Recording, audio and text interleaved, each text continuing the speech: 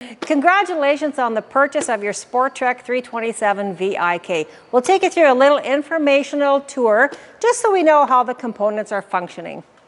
So on the front of your trailer, you do have a powered tongue jack.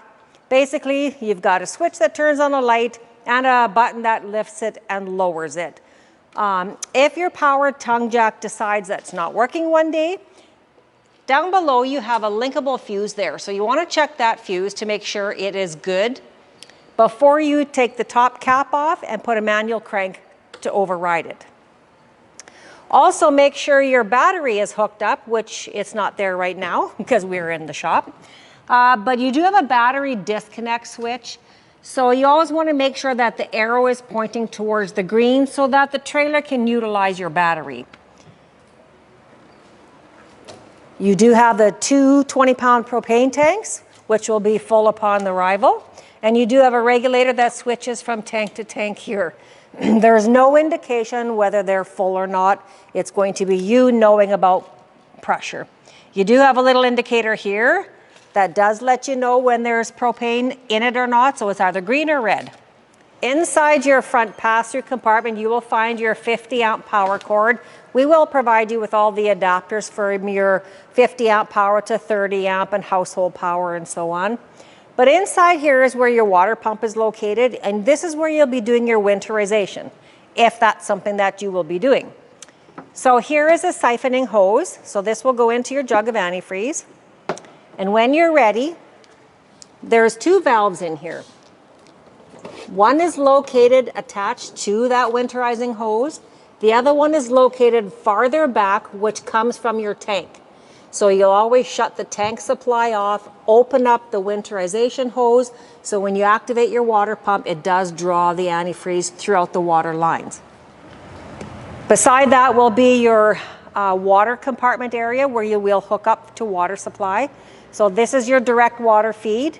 And there's a diverter valve here that allows you to fill up your freshwater holding tank or move it to the side here and continuously hook up to city supply. You do have an outside shower port here with a quick connect, so there is a hose available for that, and your cable and satellite connections. Above that, you'll find your black tank flush, so make no mistake about hooking that up to a water supply. You only want to use that for your black tank cleaning out. Directly below, you're going to find your freshwater tank drain, which is a simple valve, open or closed.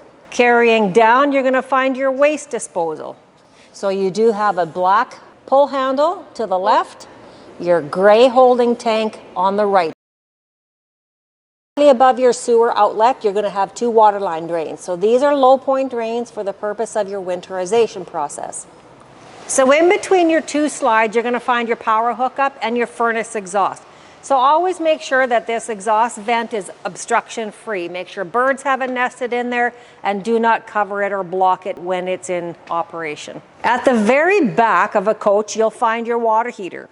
So your water heater is, you got a pressure relief valve, and then down below you have the drain plug. So your drain plug has an anode rod attached to it. So that is a recommended annual replacement. So you will have a brand new one in here. So you'll be good for all of next camping season, but the year after you will have to change that.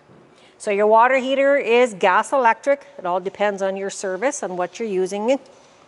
Ladder gives you 250-pound weight limit on your ladder. So get up on your roof to check all your seals and all your maintenance and your roof vents and so on.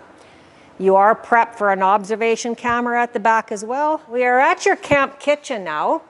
So you have your refrigerator here, which is 110 service only. You do have the propane griddle cook stove. So there's a propane hose that comes with it.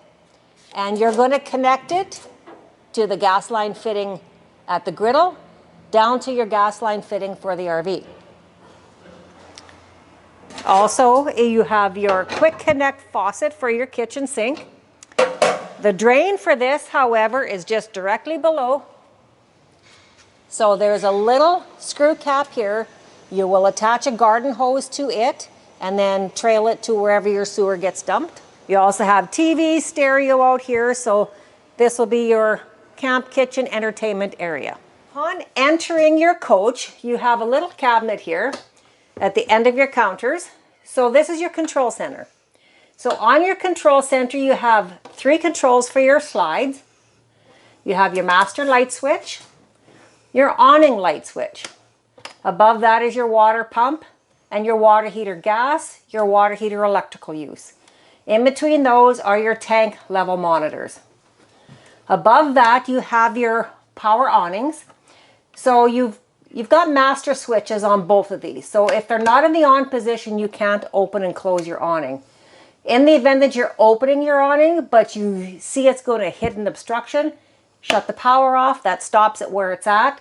Turn it back on and then go the opposite direction to complete your process. Beside your bathroom door, you will find your solar charge controller. So if you need to monitor your control of your battery voltage, you can check here. Inside the master bedroom, beside that, you have a wall-mounted remote control ceiling fan, which this one will bring air in or air out, and it does have a rain sensor built on it. At the floor of your master bed, you will find that's where your converter is located.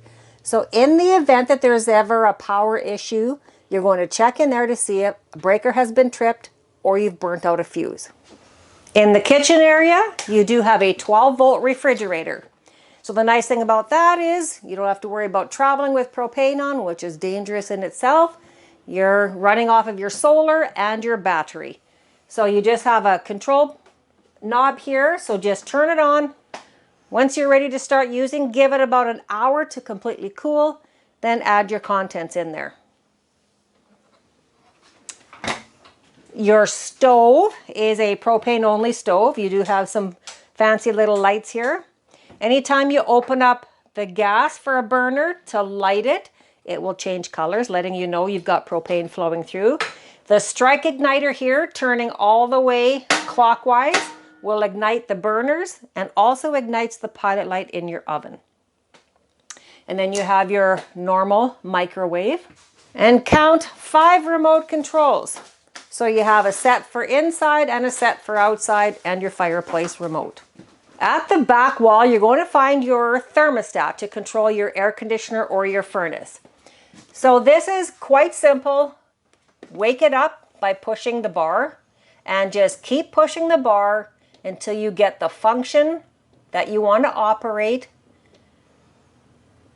Say you want it on the air conditioner, set your temperature, and away you go. If you want furnace running, set it to heat, set your temperature, and let it go. In the off mode, it'll shut everything off. Going into your bunk room. So make sure the table gets stowed underneath your sofa when you're bringing your slide in and out because it's mounted on the floor. But in the back bunk area is where you're going to find your back side of the water heater. So the back side of the water heater has 2 valves, one at the hot water line, one at the bottom of the cold water line. So this is the winterization bypass valves. So right now they're in bypass mode right now because they're not pointing towards the water heater. So when you're in mode, you're going to have those valves pointing towards the water heater. In bypass mode, when you winterize, they're going to be in the direction of those water lines. So you'll find your owner's manual in amongst all your information. So it does give you a lot of information about your solar, your charge controller, your water control centers. Also at the back on page 73, there will be a little information on your winterization process. If you have any questions or concerns, you can always call or text Miners Leisure World at 306-842-3288. Thank you and enjoy.